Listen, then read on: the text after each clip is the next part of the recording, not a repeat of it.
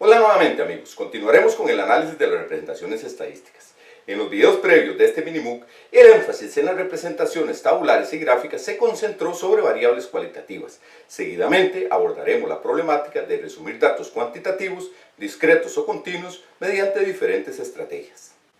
Para las variables cualitativas, las representaciones se han construido a partir de las frecuencias simples o porcentuales. Sin embargo, cuando las variables estudiadas generan datos cuantitativos muy variables entre sí, podría ocurrir que estas técnicas no permitan llevar a cabo un resumen simple. En el problema planteado al inicio se establecía lo siguiente.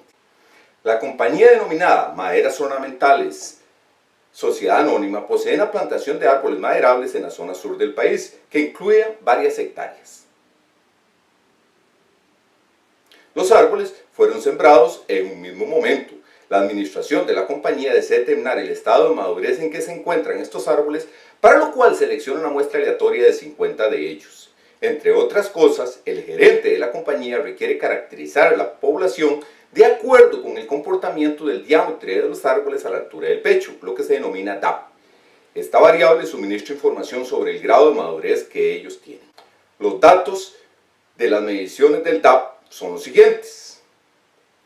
Usted tiene la labor de resumir esta información de modo que se pueda observar el patrón de variabilidad de la variable DAP y pueda determinarse el grado de madurez de los árboles por parte de la administración de la compañía. Para la solución tenemos que identificar primeramente la unidad estadística en el estudio, que corresponde al árbol de la plantación, y solamente se considera una variable que es el DAP, o sea el diámetro a la altura del pecho de una persona. Observemos que, debido a la variabilidad de los datos, no procede presentar frecuencias simples en la representación que se vaya a realizar, debido a que hay muy pocos datos que se repiten. La mejor forma de hacerlo consiste en agrupar estos datos en categorías o clases, de modo que puedan determinarse las frecuencias de cada una de estas clases en forma similar a las empleadas con datos cualitativos. Para ello, observamos que, en centímetros, el menor diámetro fue de 7,7 y el diámetro máximo fue de 27,7. Es decir, la mayor diferencia entre los diámetros fue de 15 centímetros. Esta diferencia establece el rango en que varían las mediciones de los 50 árboles. Normalmente se utilizan entre 5 y 10 clases o grupos preferiblemente iguales, aunque pueden ser más cuando se tienen muchos datos. El valor 50 no se considera suficientemente grande, entonces el número de clases no debería ser tan alto. Muchas veces se busca una distribución que resulte adecuada matemáticamente y que guarde cierta simetría entre los valores extremos. Por ejemplo, como el menor valor es 7,7 y el rango es 22,7, se podría considerar una distribución que inicie en 7 y termine en 23, aumentando así el recorrido de 16 centímetros.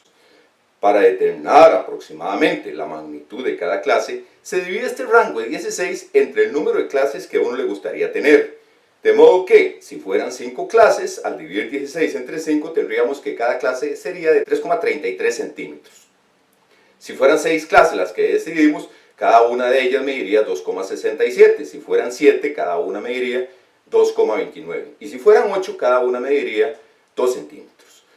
Lo recomendado es que, dentro de lo posible, la longitud de cada clase sea un número redondeado. Pareciera que en este caso la mejor alternativa es utilizar 8 clases de 2 centímetros cada una, iniciando en 7 centímetros y terminando en 23, con lo cual las clases serían de 7 a menos de 9, de 9 a menos de 11 y así sucesivamente hasta de 21 a menos de 23 centímetros. Aunque podrían ser otras clasificaciones. Es importante notar que las clases deben ser exhaustivas y mutuamente excluyentes.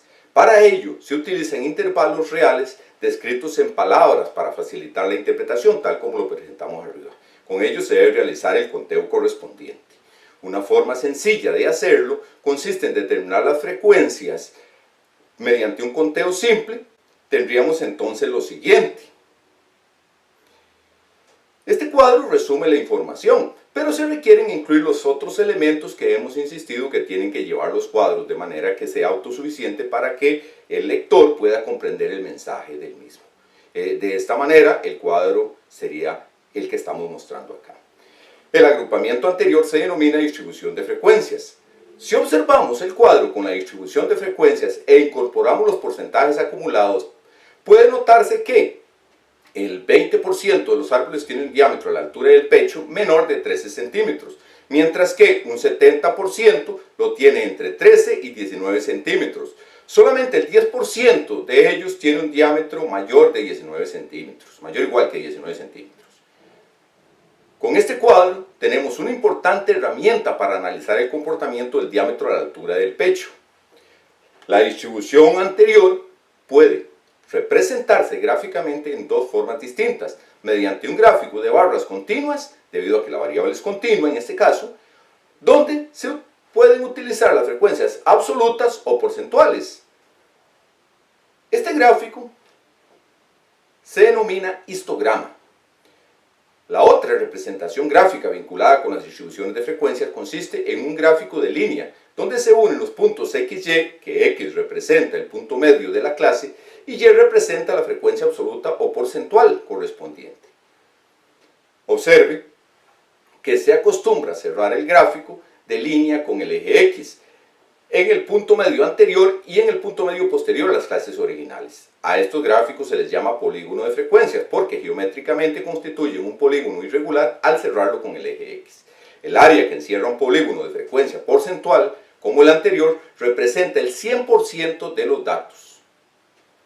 En el polígono de frecuencias podemos observar la distribución de los árboles de la misma manera en que lo hicimos con el cuadro. Aquí podemos observar la misma clasificación en los porcentajes correspondientes. De la misma forma, se pueden interpretar otras regiones en dicho polígono. Observe que, con cualquiera de las tres representaciones generadas, se cumple el propósito del problema, que consistía en resumir el comportamiento de los diámetros a la altura del pecho de los árboles y ofrecer a la administración de la compañía información que le permita culminar el estudio que está realizando. Les invito a observar el siguiente video, en el cual se complementa lo anterior con otros aspectos relacionados con el tema.